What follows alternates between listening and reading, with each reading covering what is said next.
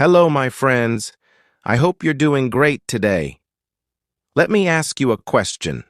How many things can one person be good at? One, two, maybe three? But what if I told you about a man who was a master of so many things that it's hard to count? He wasn't just a painter. He was also an engineer, a scientist, an architect, a sculptor, and so much more. He knew about maps, stars, plants, rocks, water, light, and even fossils. This man was so smart, so talented, that people will remember him even 1,000 years from now. His name? Leonardo da Vinci. Today, I'm going to tell you his story, a story that will inspire you and help you improve your English. Let's start with his early life. A long time ago, in the year 1452, a baby boy was born in a small village called Vinci in Italy.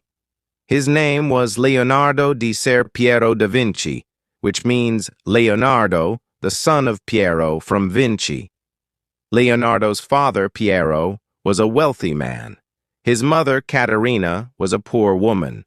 Leonardo was born out of wedlock, which means his parents weren't married. Because of this, Leonardo didn't grow up in a rich family, but he had something much more valuable: a curious mind. As a child, Leonardo was always curious. He loved asking questions. He wanted to know how birds flew, why water flowed, and how the stars moved. While other kids were playing games, Leonardo spent his time watching nature. He studied the way leaves grew on trees, how shadows moved during the day, and how animals behaved. He didn't go to a fancy school. He didn't learn Latin, the language that smart people used at that time. But that didn't stop him. He taught himself by looking at the world around him. And guess what? He started drawing. His drawings were so detailed and so beautiful that people couldn't believe a child made them. When Leonardo turned 14, his father saw his amazing talent for drawing. So, he sent Leonardo to Florence, the most famous city for art and culture in Italy. In Florence, Leonardo became an apprentice to Andrea del Verrocchio, a great artist and sculptor. Here, Leonardo learned how to paint, sculpt, and create art that looked almost real. He also learned about machines, engineering, and even how the human body works. But Leonardo didn't just follow orders. He had ideas of his own. He was always trying new things, experimenting, and improving everything he learned. One day, Verrocchio asked Leonardo to help him with a painting called The Baptism of Christ. Leonardo painted an angel in the picture. When the painting was finished, everyone who saw it was amazed. The angel Leonardo painted looked so real, so beautiful, that people couldn't stop talking about it. In fact, it was so good that Verrocchio decided to stop painting forever, because he thought Leonardo was better than him. When Leonardo was still young, he started to show something very unusual. He could draw and write at the same time. But here's the catch, he wrote backward. His writing was like a mirror image, and you had to hold it up to a mirror to read it. Some people thought he did this because he wanted to keep his notes secret, while others believed it was just more comfortable for him since he was left-handed. Leonardo wasn't just drawing pretty pictures. He was creating art filled with details that most people didn't even notice in real life. He loved sketching things like plants, birds, and even machines that he imagined. He wanted to understand how everything worked. In 1473, something amazing happened. At just 21 years old, Leonardo created his first known artwork, a sketch called Arno Valley Landscape. This was not just a simple drawing. It was a detailed view of the Arno River and the surrounding countryside. You could see mountains, trees, and the gentle curves of the land. But what made this sketch so special was how realistic it looked. It was like seeing the world through Leonardo's eyes. So clear, so alive. Why is this sketch important? Because it showed how Leonardo was different from other artists. He didn't just draw what he saw, he added depth, movement, and feeling. Even a simple river became a masterpiece in his hands. Leonardo's mind was always working. He wrote down everything he thought about, from how birds fly to how the human body works. But as I told you earlier, he wrote in reverse. Imagine this. You're reading his notebook, and it's like a treasure chest of ideas.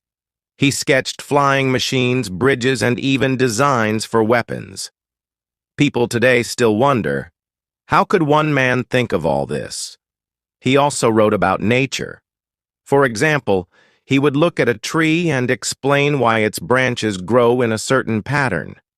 He studied water and drew sketches of how it moved when it hit rocks or flowed into a stream. Here's something you'll love. Leonardo didn't see a difference between art and science. To him, they were the same.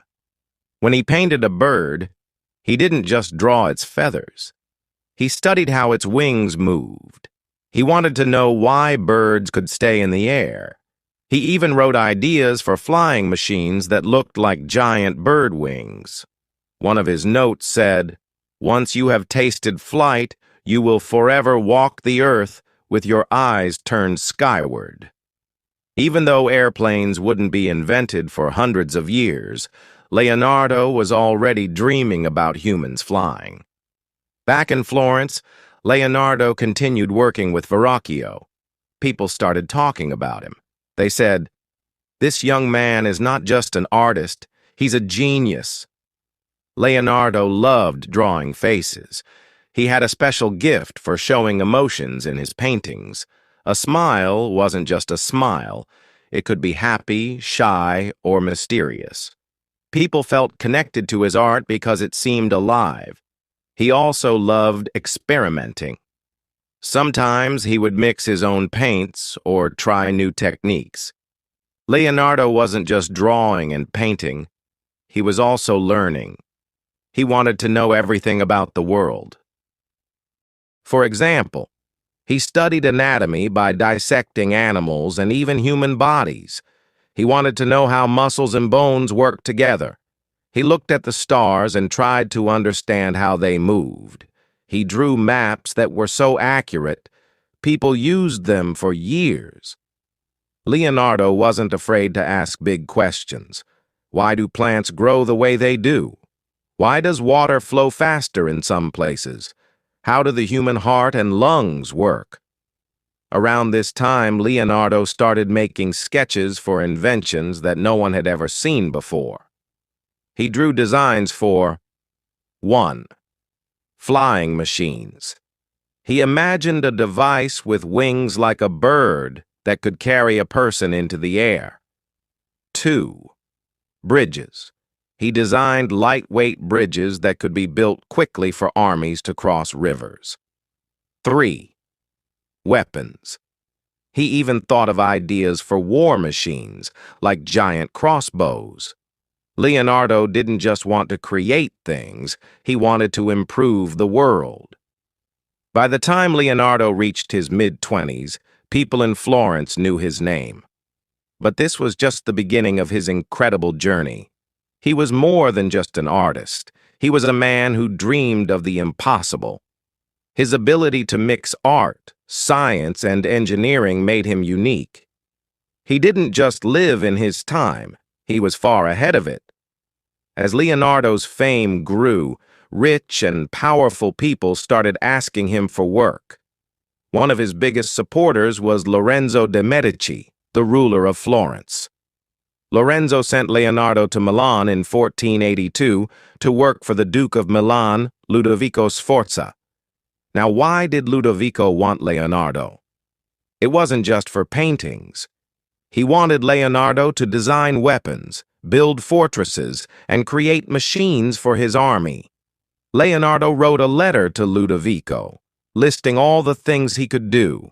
He mentioned building bridges and war machines, creating cannons and weapons, designing new buildings. At the end of the letter, Leonardo casually added, "Oh, and I can paint too." This shows us how versatile Leonardo was. He didn't just see himself as an artist. He was a problem solver, an inventor, and a scientist. In Milan, one of Leonardo's most famous works came to life, The Last Supper. This painting is a masterpiece that still amazes people today. The painting shows Jesus and his 12 disciples at the moment when Jesus says, "One of you will betray me." Leonardo wanted to capture the emotions of each person in that moment. Look closely, and you'll see. Some disciples look shocked. Others look confused or angry. Judas, the one who betrays Jesus, is holding a small bag of money and looking away. Leonardo used a special technique to create depth and make the scene look three-dimensional. But he experimented with the paint, and unfortunately, it started to fade soon after it was finished. Even so, The Last Supper remains one of the most famous paintings in history.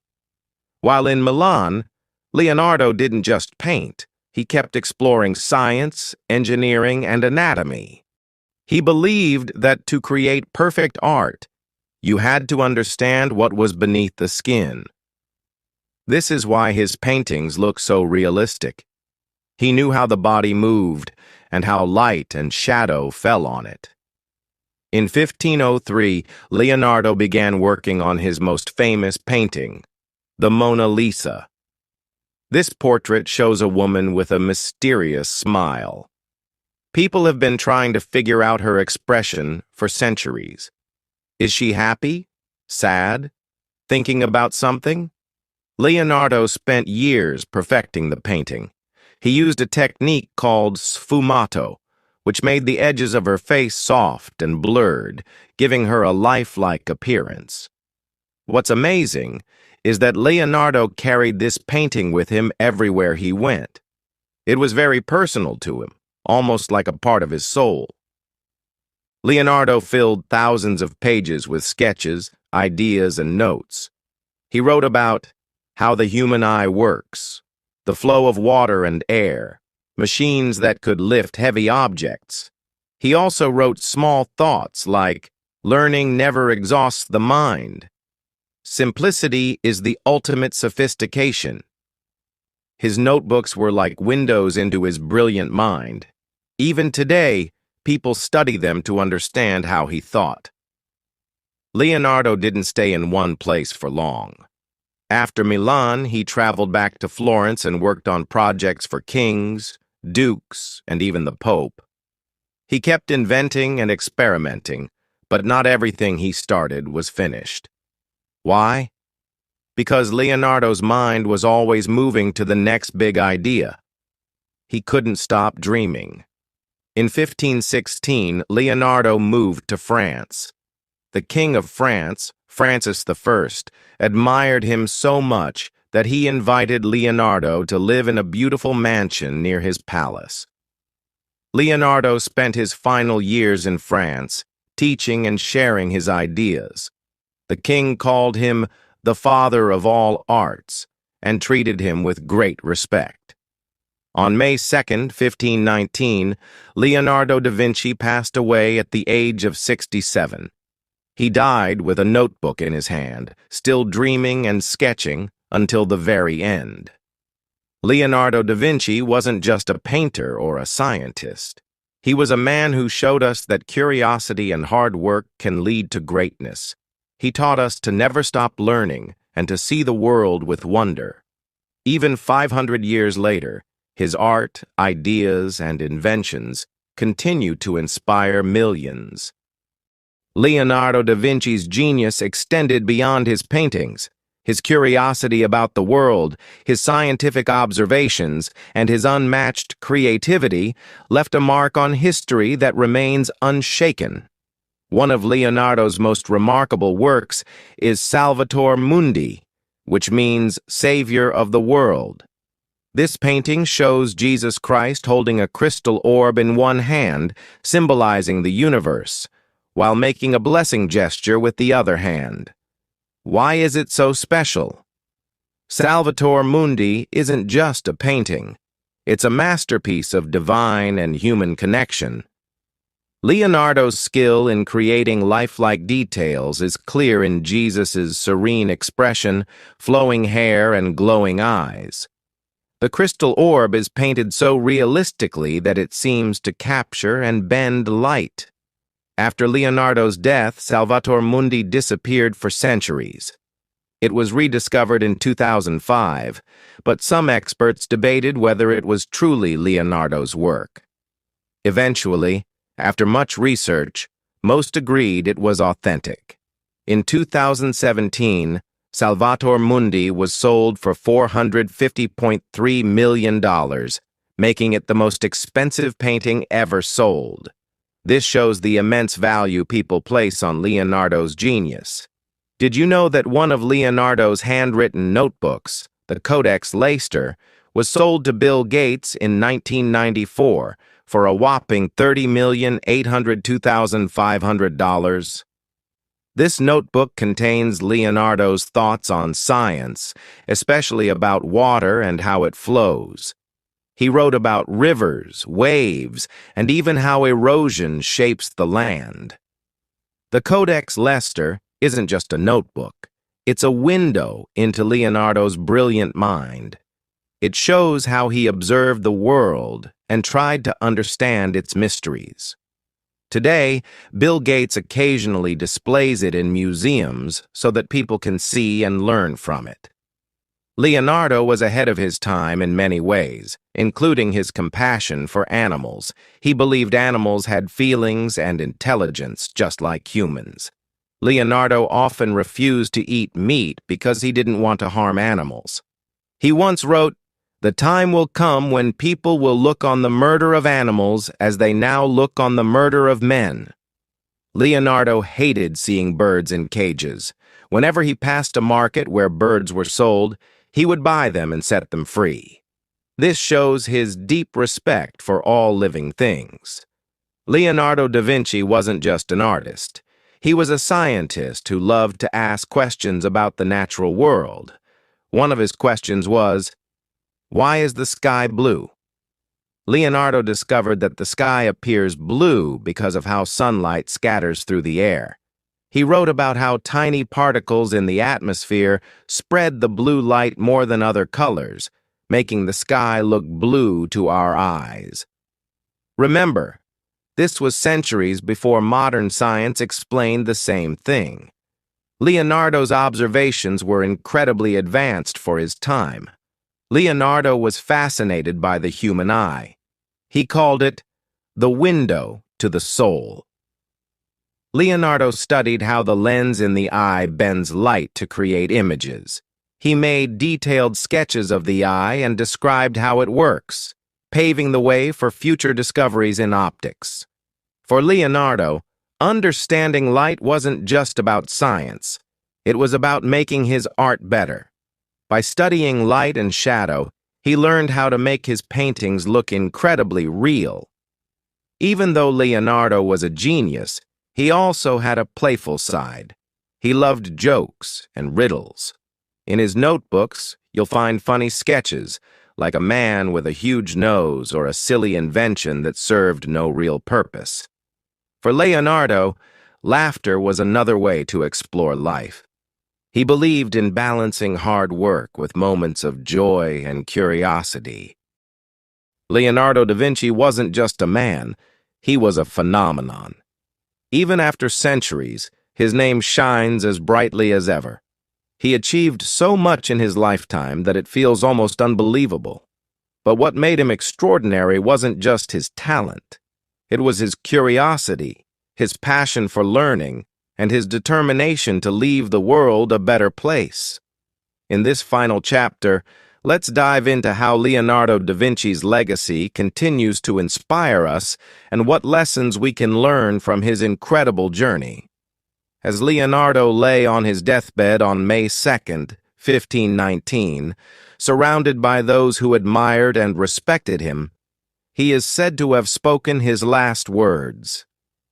"I have offended God and mankind because my work did not reach the quality it should have."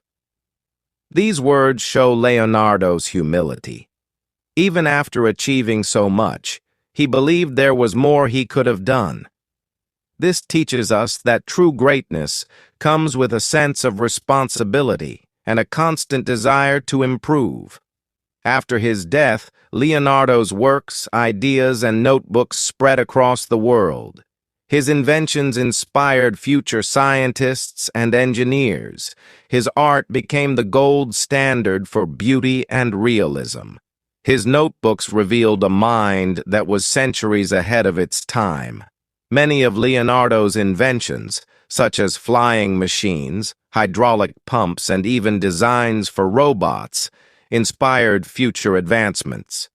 He imagined things that would only be invented hundreds of years later. His paintings like the Mona Lisa, The Last Supper, and Salvator Mundi are not just artworks. They are masterpieces that capture human emotion and divine beauty. They continue to attract millions of people to museums and exhibitions. Leonardo taught us to observe the world closely. He believed that nature was the ultimate teacher. His studies of water, light, plants, and the human body revealed truths that modern science later confirmed. Leonardo da Vinci had a unique way of thinking that made him stand out. 1. Endless curiosity. Leonardo asked questions about everything. Why do birds fly? How does the heart pump blood? What makes the sky blue? This curiosity drove him to learn and discover. 2. Passion for learning. Leonardo never stopped learning. Even when he became famous, he continued to read, study, and experiment. 3. Belief in hard work. He didn't rely only on talent. He worked hard to improve his skills, whether it was painting, engineering, or studying anatomy. 4. A love for sharing knowledge. Leonardo shared his discoveries through his notebooks, which he hoped would help future generations. Leonardo da Vinci's life offers valuable lessons for anyone who wants to achieve greatness. Be curious. Never stop asking questions. Curiosity is the first step toward discovery. Learn new things. Don't limit yourself to one subject. Explore different areas of knowledge. Who knows? You might find a hidden talent. Work hard talent is important, but hard work is what turns dreams into reality. Don't fear failure. Leonardo's inventions didn't always work, but he never gave up. He saw failure as a step toward success. Stay humble. Even though he was a genius, Leonardo remained humble. He believed there was always more to learn. His grave became a place of pilgrimage for those who wanted to honor his genius. In science, scientists still study his notebooks to understand his ideas. His sketches of flying machines inspired the development of airplanes. In art, his techniques in painting, like sfumato and realistic proportions, are still taught in art schools worldwide. Leonardo's belief in endless learning and curiosity reminds us that we can always grow, no matter where we start. Imagine this: Leonardo da Vinci, a boy born in a small village without formal education, grew up to become one of the greatest minds in history. He wasn't born a genius. He became one by working hard, staying curious, and never giving up. Today, his story reminds us that greatness isn't reserved for a few. It's something anyone can achieve if they dare to dream big, work hard, and stay passionate. So, to all of you listening, remember, the sky isn't the limit, your mind is. Don't be afraid to try new things or fail along the way. Keep learning, stay humble, and never stop believing in your potential. This is the story of Leonardo da Vinci, the man who saw the world not as it was, but as it could be. Let his life inspire you to chase your dreams and make your mark on the world. Dream big, act now. Like, share, and subscribe to keep the energy alive and move.